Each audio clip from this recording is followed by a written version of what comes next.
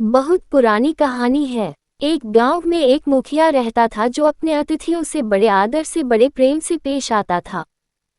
वह मुखिया हमेशा इंतजार करता था कि उसके घर कोई आए और वह उसकी देखभाल बहुत अच्छी तरह करे।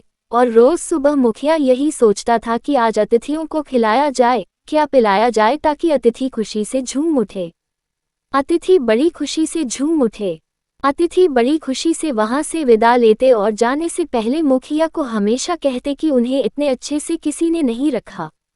लेकिन मुखिया के मन में यही बात खटकती कि अतिथि खुशी से झूम नहीं रहे हैं। रोज सुबह होते ही मुखिया जंगल में घूमता रहता, फूल कंद मूल इकट्ठे करते रहता था ताकि कोई अतिथि अगर आए तो उन्हें अच्छी तरह से भोजन करा सके। मुखिया का बेटा भी अपने पिता की तरह अतिथि सत्कार में बड़ा माहिर था। एक दिन जब उनके घर में मेहमान आए जो पहले भी आ चुके थे, मुखिया और मुखिया का बेटा दोनों कंद मूल और फलों से अच्छी तरह से उनका सत्कार किया। मेहमान भी बड़े प्यार से खुशी से खा रहे थे। खाते खाते मेहमान ने कहा, इस जंगल में सिर्फ यही फल मिलता है, हमारे उधर के जंगल में बहुत तरह के फल होते हैं, पर मुझे तो ये फल बहुत ही अच्छा लगता है। मुखिया का बेटा अपने पिता की ओर देख रहा था। मुखिया ने कहा, हम जंगल में घूमते रहते हैं ताकि हमें कुछ और किस्म का फल मिल जाए, लेकिन इस जंगल में सिर्फ यही पाई जाती है। अतिथि ने कहा, मुझे तो सबसे बेहतर आपका अतिथि सत्कार लगता है, इतने आदर से तो हमें कोई भी नहीं खिलाता। उस रात को मुखिया का बेटा मुखिया से कहा, मैं कुछ दिन के लिए जंगल के भीतर और अच्छी तरह से छानबीन करने के लिए जा रहा हूँ, देखो अगर मुझे कुछ और मिल जाए। मुखिया को बड़ा अच्छी लगी ये बात। उसने बेटे से कहा, हाँ बेटा तू जा। कई दिन तक मुखिया का बेटा जंगल में घूमता रहा पर उसे कोई नई चीज दिखाई नहीं दी। घूमते घूमते वह बहुत ही थक गया था। एक पेड़ के नीचे बैठ वह आराम करने लगा। अचानक उसके सर पर एक चिड़िया आकर बैठी और फिर फुदकती हुई चली गई। अरे, ये चिड़िया तो बड़ी मस्ती से झूम रही है। उसने चारों ओर देखा, यहाँ की सारी चिड़िया तो बड़ी खुश नजर आ रही है।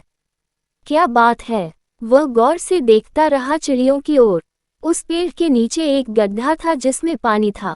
चिड़िया उड़ती हुई उस गड्ढे के पास गई। उन्होंने पानी पिया और झूमते हुए चहकने लगी, और जिस चिड़िया ने अभी तक पानी नहीं पिया था वह उतने उत्साह से झूम नहीं रही थी।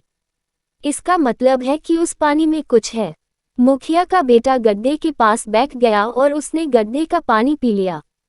अरे, ये पानी तो बड़ा अजीब है, पीने से झूमने को मन करता है। क्या है इस पानी में?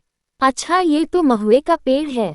इसके फल झड़ झड़ के उसी पानी में गिर रहे थे, तो इसका मतलब है कि महुए के फल में वह झूमने वाली चीज है।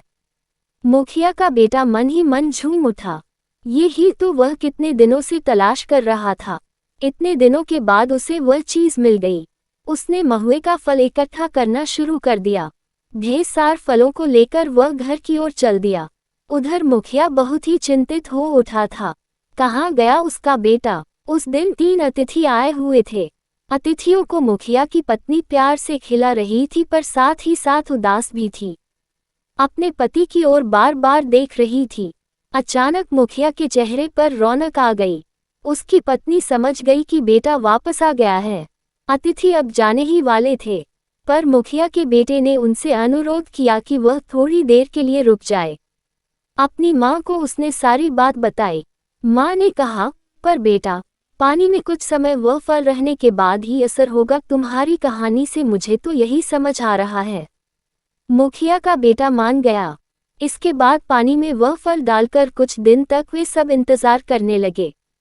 अगली बार जब अतिथि आए उन्हें वह पानी दिया गया पीने के लिए।